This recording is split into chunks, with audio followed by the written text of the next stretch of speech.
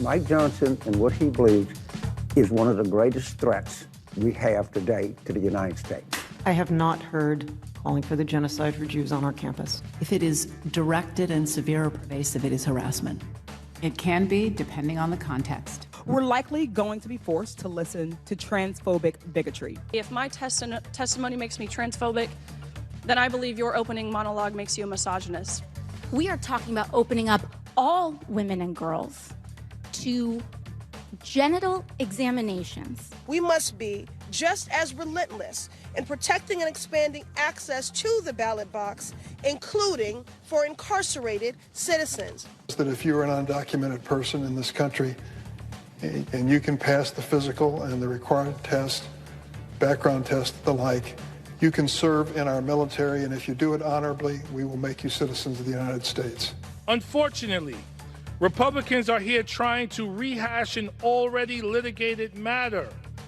This is an insult to the people I was elected to represent.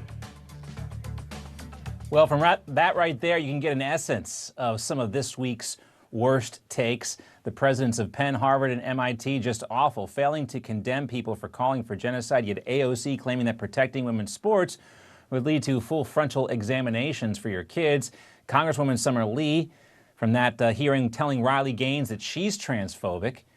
We can't forget about Democrat James Carville, who says that the rightfully elected Speaker of the House is worse than ISIS. And he got Dick Durbin, of course, saying that we should use illegal immigrants to fill out our military recruiting shortfalls. And then finally, Ayanna Pressley saying inmates deserve to vote.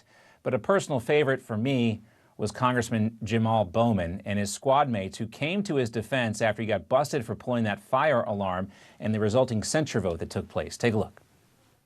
It's painfully obvious to myself, my colleagues, and the American people that the Republican Party is deeply unserious and unable to legislate. Their censure resolution against me today continues to demonstrate their inability to govern and serve the American people. Y'all so desperate to distract from the fact that you all have nothing to improve the lives of the American people or end the ongoing genocide. So now you're trying to shift the focus by baselessly attacking Rep. Bowman to score cheap political points. This censure is just the latest in this chamber's racist history of telling black men that they don't belong in Congress. To the black men of this nation, know that you belong everywhere. Now, Ayanna Pressley also called Bowman a champion for students, a lifelong educator, and a strong black man. All right, let's welcome in our panelists to talk about this week's worst takes. Former Vice Chair of the New Jersey Federation of Republican Women and host of Money Talk, Melanie Collette is back with us, also host of Wise Guys on Newsmax. John Tobacco is here with us as well. All right, so we'll go over to you guys for your takes on our nominees for Worst Take of the Week. Melanie, what do you think? Out of everyone we just referenced there, who do you think had the worst take of the week? You know, that was close. I thought she was going to forget about the racism. And I'm so glad that she caught that just in time. Like, I was really getting anxiety thinking that she wasn't going to mention how racist that censure was. Of course, it had nothing to do with the fact that a former principal pulled a fire alarm and claimed he didn't know that it was a fire alarm. You deserve to get punished for that, sir. It has nothing to do with your race and everything to do with your actions. And Ayanna Pressley, just shame on you. She's an embarrassment. That was the biggest one for me. That was the worst take of the week for me. There was a lot of that. Jamaal Bowman did nothing wrong, and we're only persecute him because he's a black man. Yeah, no, we have the video. A strong black we man. have the receipts. Strong black man. Takes a strong black man to pull the fire alarm, apparently. All right, JT, out of all those worst takes, what do you got? You know, I got to agree with that. I mean, Ayanna Pressley, give me a break. Every time you turn around, it can't be about race. And the funny thing is, I didn't hear Ayanna Pressley or Jamaal Bowman or anyone standing up for another minority congressman, George Santos. They weren't screaming and yelling about what the Republicans wasting their time on that one.